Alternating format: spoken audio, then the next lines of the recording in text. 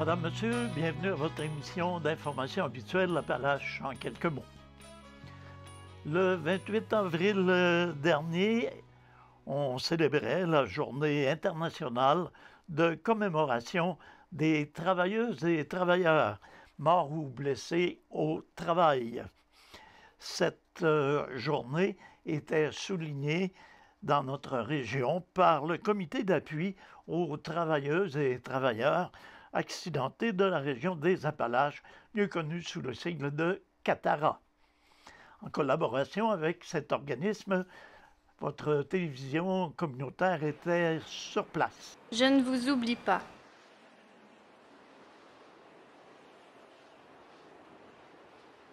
Je ne vous oublie pas.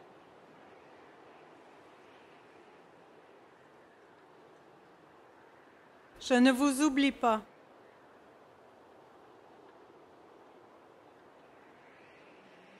Je ne vous oublie pas.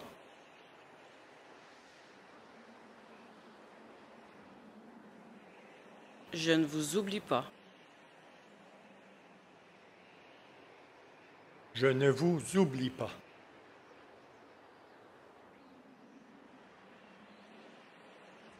Je ne vous oublie pas.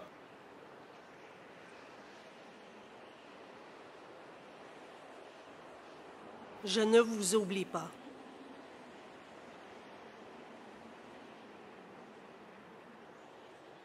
Je ne vous oublie pas. Je ne t'oublie pas.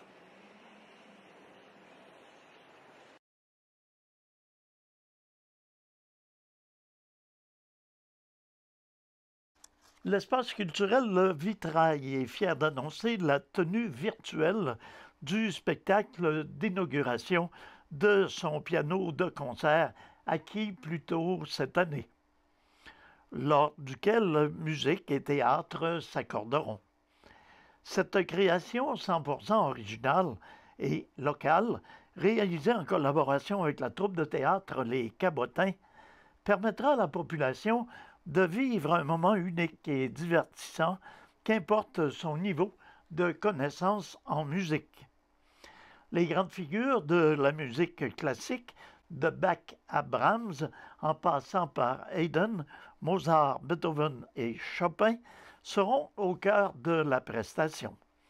Dans le but de mettre en lumière leur personnalité unique et l'évolution de l'instrument à travers les époques, le pianiste Mathieu Levasseur, établi dans la région depuis quelques années, interprétera 6 œuvres marquantes des compositeurs, tandis que des comédiens, membres des Cabotins, incarneront les célèbres musiciens. Le concert inaugural était initialement prévu pour une représentation en salle. Toutefois, les mesures gouvernementales récemment mises en place ont poussé l'équipe de réalisation à proposer le spectacle en virtuel. Tout était prêt, alors nous souhaitons garder la motivation de toute l'équipe et aller de l'avant pour présenter cette production dont nous sommes très fiers de mentionner Mme Stéphanie Gamache, présidente et coordonnatrice de l'espace culturel Le Vitrail. La diffusion du spectacle en ligne sera disponible à partir du samedi 8 mai à 19h30.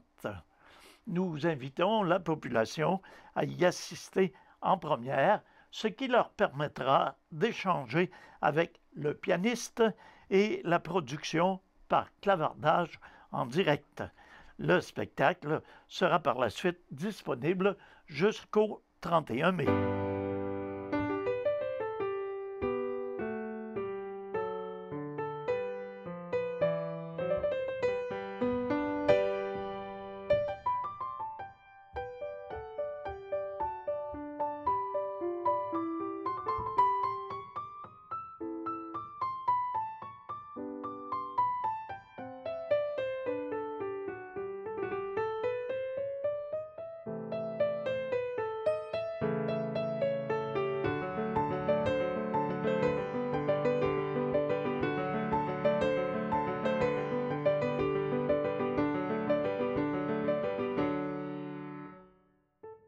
Les personnes intéressées peuvent réserver leur place en ligne au coût de 15 $ sur le site internet www.espacelevitrail.ca.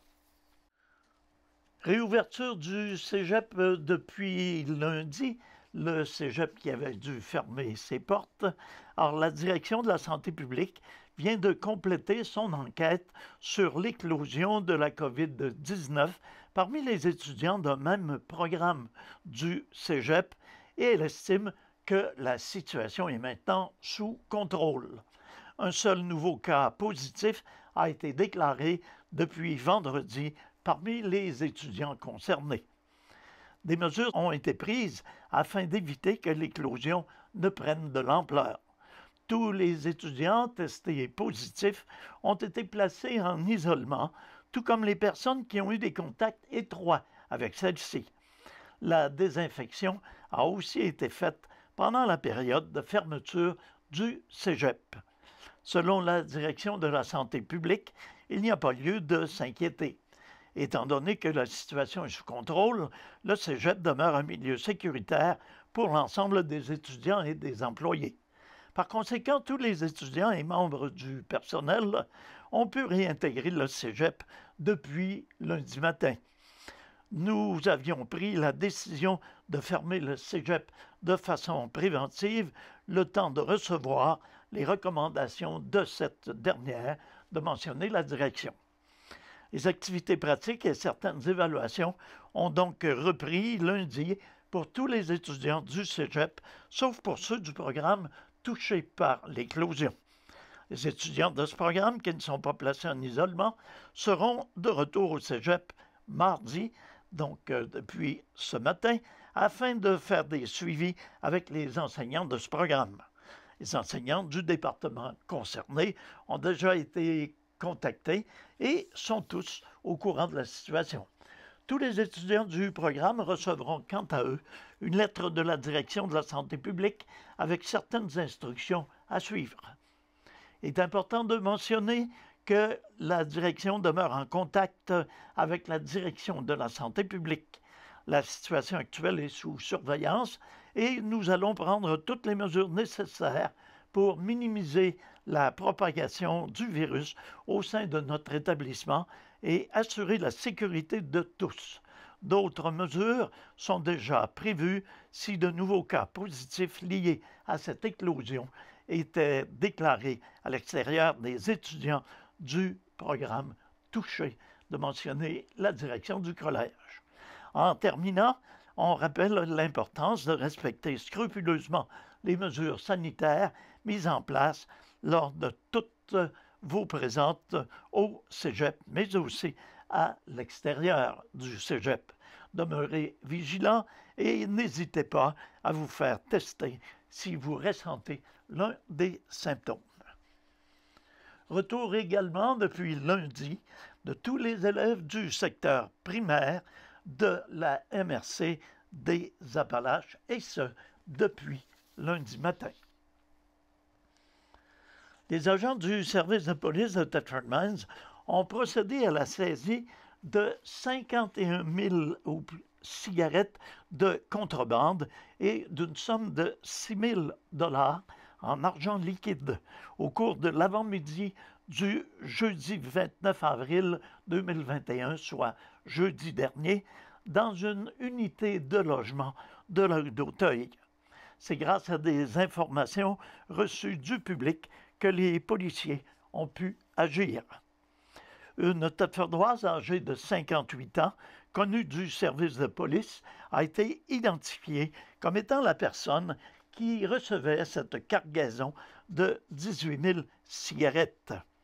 Un Thetfordois âgé de 52 ans et également connu des milieux policiers avait quant à lui un total de 33 000 cigarettes dans son véhicule qui a été saisi au cours de la perquisition. Les policiers estiment que la vente de ces produits du tabac, dont les paquets n'étaient pas identifiés conformément à l'article 13,1 de la loi concernant l'impôt sur le tabac, aurait pu rapporter une somme entre 6 300 et 7 600 $. Les rapports d'infraction, en vertu de cette loi, seront transmis directement à Revenu Québec, qui déterminera les amendes à être imposées à ces deux contrevenants. À cet effet, le service de police de Thetford Mines réitère à toute personne détenant des informations relatives au trafic de cigarettes de contrebande qu'il est possible de dénoncer ces actes en toute confidentialité en contactant la division des enquêtes criminelles au numéro de téléphone 88 338 0111. Cette enquête a été réalisée dans le cadre du programme Accès Tabac, une action concertée mise en place en 2001 par le gouvernement du Québec et coordonnée par le ministère de la Sécurité publique visant à enrayer le commerce illégal du tabac au Québec. Au cours de l'avant-midi du mardi 27 avril dernier, les patrouilleurs du service de police de Thetford Mines ont procédé à l'arrestation d'un Thetfordois âgé de 71 ans, M. André Sylvain, pour harcèlement criminel. Une enquête avait été ouverte le 12 avril dernier et, selon les premiers éléments recueillis, le septuagénaire aurait fait raisonnablement craindre pour la sécurité de certaines personnes de son voisinage. Le tourment vécu par les plaignants aurait débuté en mars 2020, alors que le suspect aurait adressé une série d'insultes à l'endroit de ceux-ci, à cause notamment d'une histoire d'odeur de peinture. S'en sont suivis une période d'un peu plus d'un an, des insultes à répétition, du tapage dans les murs et un comportement pouvant faire craindre pour la sécurité des plaignants. L'accusé les aurait suivis dans leur déplacement, allant même jusqu'à commettre 2 agressions armées avec un véhicule en simulant de les frapper, et ce, en plus de les menacer à maintes reprises de voies de fait, dont le dernier événement s'est produit lundi, le 26 avril dernier. C'est muni de mandat d'arrestation que les agents de police ont épinglé le suspect alors qu'il quittait son domicile. Après avoir passé quelques heures au poste de police, ce dernier a comparu par visioconférence le même jour sous les accusations suivantes, à savoir harcèlement criminel, 3 chefs, et voies de fait armées, 2 chefs. À la suite de sa comparution, l'accusé a été libéré sous ordonnance de remise en liberté et devra être présent au tribunal pour la suite des procédures le 18 juin prochain. Lors de cette étape, des accusations supplémentaires pourraient possiblement être déposées, étant donné que l'accusation s'est livrée à des voies de fait sur un policier lors de son arrestation. Entre-temps, l'individu doit respecter une multitude de conditions, dont notamment ne pas se trouver en quelque lieu que ce soit où les plaignants cités au dossier pourraient se trouver, ne pas communiquer ou tenter de communiquer avec les personnes citées au dossier, ne pas les importuner, les suivre, les épier, ni même y faire référence directement ou indirectement sur quelque média social que ce soit. En plus de devoir respecter les conditions de libération touchant les personnes de son voisinage, l'accusé s'est aussi vu imposer des modalités semblables envers certains policiers du service, à savoir une interdiction de communiquer avec eux. Ces conditions imposées par le tribunal sont le résultat d'incidents pouvant être considérés comme du harcèlement, laissant ainsi craindre qu'il puisse s'adonner à des actes d'intimidation envers des personnes associées au système judiciaire. À cet effet, le directeur adjoint du service de police, M. Serge Morin, y est allé de cette déclaration. À titre d'exemple, lorsque nos policiers ont fini de traiter avec un citoyen, ils le laissent vaquer à ses occupations et passent à d'autres appels. Parfois, l'inverse n'est pas vrai. Ainsi, des citoyens pourraient interférer dans des opérations policières, invectiver des policiers alors qu'ils sont en congé ou pousser l'audace même jusqu'à aller à leur résidence privée. Une chose est claire, jamais de tels actes ne seront tolérés et des dossiers seront soumis au DPCP afin de porter des accusations, de déclarer le directeur adjoint du service de police, M. Serge Morin.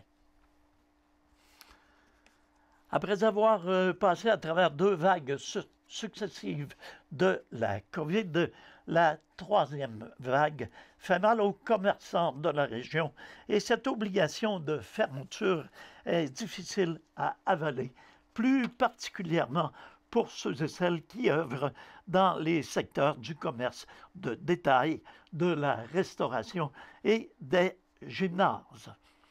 L'hiver dernier, ces derniers ont monté des inventaires de produits qu'ils n'ont pu écouler. Ce printemps, ils ont remonté de nouveaux inventaires pour la saison prochaine et leurs commerces sont encore fermés. Évidemment, ils doivent maintenant payer leurs fournisseurs sans avoir fait de vente, d'où une détresse évidente chez plusieurs d'entre eux, particulièrement chez Mme Sophie Lécuyer de la librairie Lécuyer, qui va de la déclaration suivante. Pourquoi les petits commerçants doivent fermer alors que nous appliquons à la perfection toutes les mesures sanitaires sans exception et qu'il est plus facile pour nous de désinfecter toutes les surfaces très fréquemment en raison de la taille de nos commerces. Les grandes surfaces ont des fils énormes qui font en sorte qu'il y a beaucoup de gens en même temps dans un même lieu.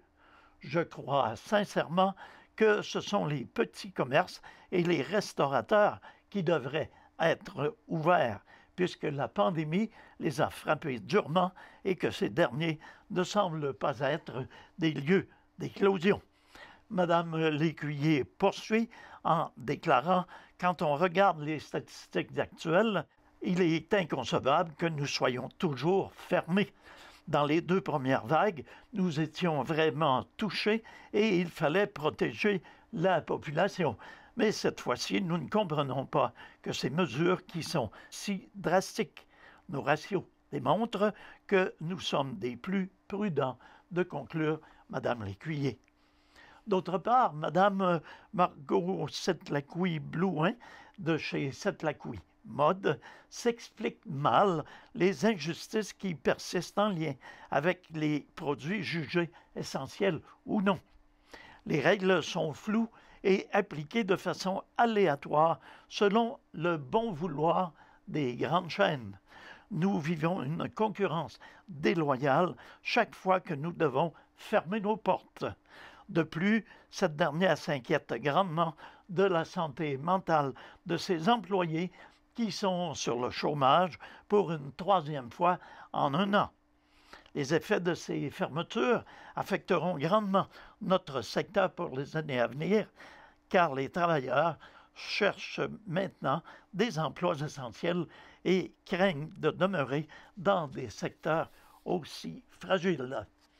La Chambre de commerce et d'industrie de Thetford Mines se dit également très inquiète. La situation est tellement préoccupante et inquiétante que la CCITM relance encore une fois toute l'importance de contribuer à l'achat local.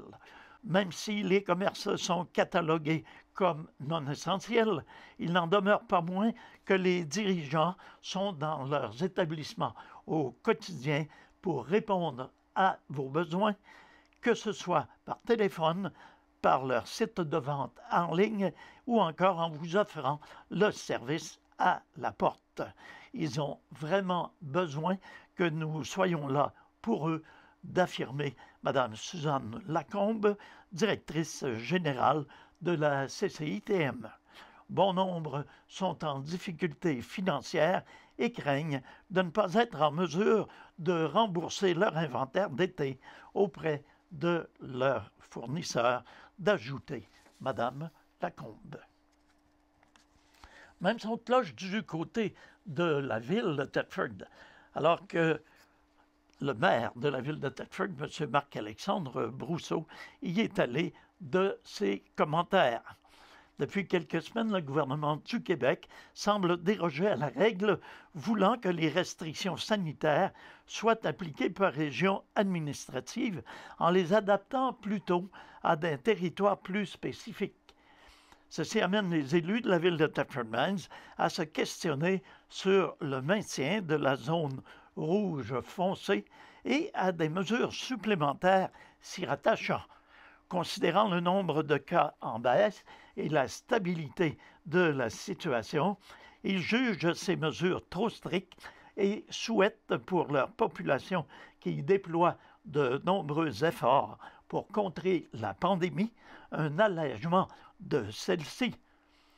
Depuis le début de la pandémie, nous travaillons très fort afin de sensibiliser nos citoyens à l'importance de respecter les consignes sanitaires.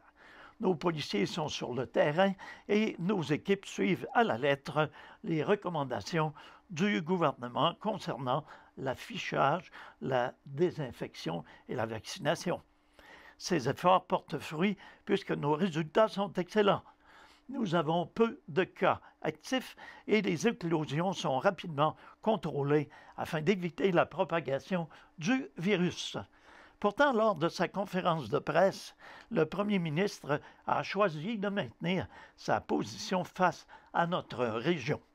La seule raison pouvant expliquer cette décision concerne la proximité avec la Beauce, où la situation est plus alarmante, d'affirmer le maire, M. Marc-Alexandre Brousseau, qui, soit dit en passant, a reçu la vaccination dernièrement.